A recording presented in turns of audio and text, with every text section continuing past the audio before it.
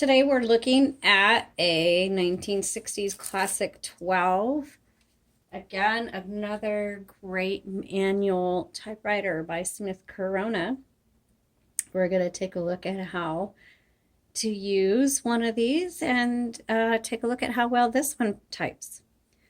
Okay, for those of you new to typewriters, this is where you load your paper, is right in here. All right. We're going to look at that later. You're going to set your margins. So let's say you want to load your paper right up against that silver tab. You can obviously move that tab if you wish. And then set your right and left margins. Right here you can put a paper holder so that your paper doesn't flop over as you use it. Your levers behind are going to release the carriage. And the carriage will move only as far as the margins are set. So let's release this carriage. Let's go on the side. So you can hear the bell on that. 1, 2, and 3. This is how, when you hit return, is it going to advance 1 line, 2 lines, or 3 lines?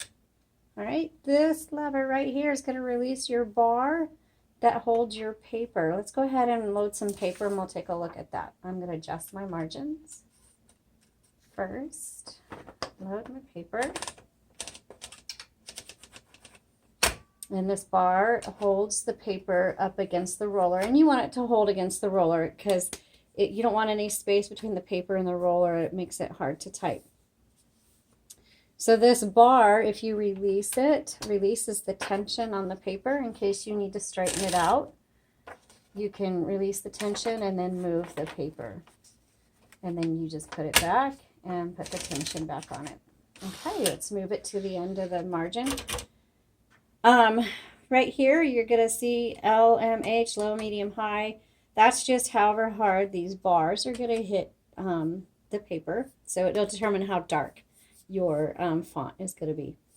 This is set and clear your tabs, and if you push the button up, that's where the tab is set. Doesn't look like it's set at all.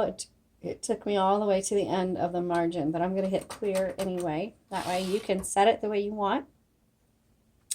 This is black. This is going to tell you what color ribbon is going to be used. Right now it's on red. Let's switch it to black. When it's time to change your ribbon, please make sure your carriage is all the way to the left, and then open the top so the handle doesn't scrape the top of your typewriter. Inside, you're going to see the ribbon spools. It uses a universal ribbon, which is a 2-inch diameter spool. When it's time to replace, the black goes on the top, red on the bottom. Please pay attention to how it's threaded through the metal guide wires. Right now, your ribbons are going to last quite a while. So when you get to the end of your spool, instead of taking it out, just reverse the direction of your ribbon and use it again. And the way you reverse the direction is this little metal tab right here.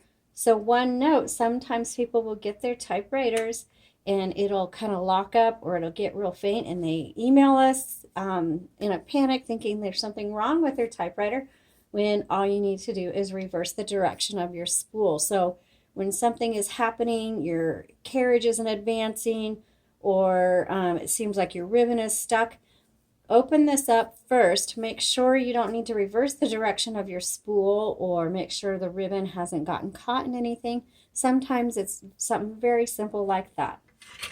Okay, you can close that up.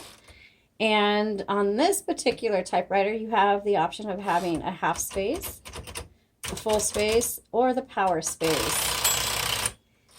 As I've mentioned before, please be careful when putting your mugs on the table. Do not put it on either side of your carriage, because as you're typing, bump, bump, bump, bump, bump, it's going to bump that over.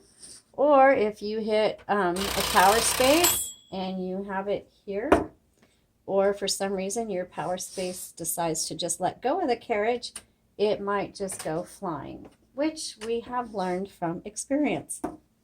Alrighty, so let's go ahead and do our typing demo. This feels really good. These are the type of typewriters that we recommend for beginners Or like kids, a lot of our clients are, I would say, preteens. And so if you're looking for something for a child and you don't want an electric, first of all, I recommend an electric. But a Smith Corona manual typewriter like this would be a really good choice.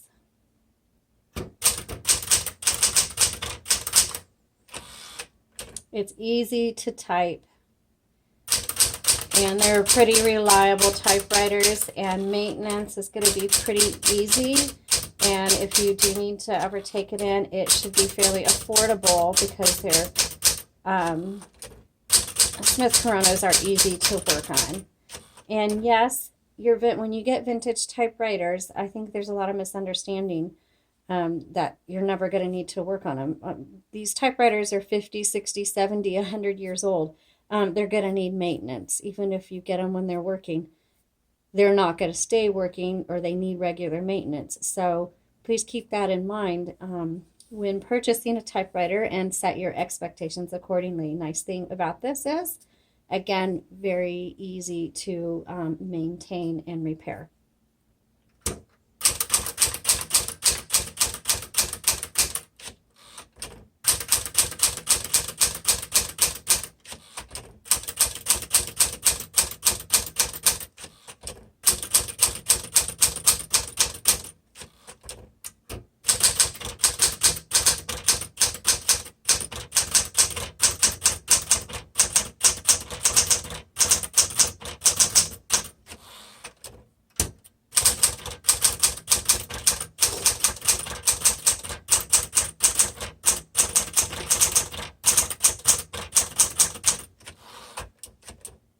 Okay, let's try the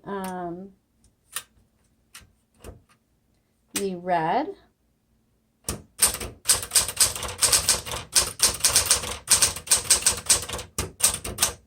Oh, and don't hit two keys at once.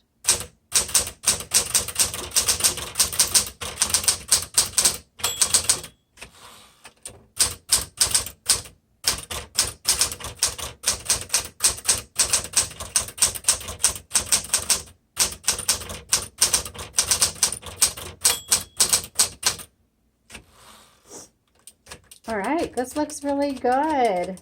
Again, the Classic 12 is a nice typewriter. This particular one is in great working condition. If you want to see the details on this particular Smith Corona Classic 12, please head over to our Etsy shop. The link is in the comments below. And if you just want to see what other typewriters we have currently in our Etsy shop, that link is also below. Thank you so much for watching. And if you have a Classic 12, tell us what you love about it. And please subscribe to our channel. Have a great day.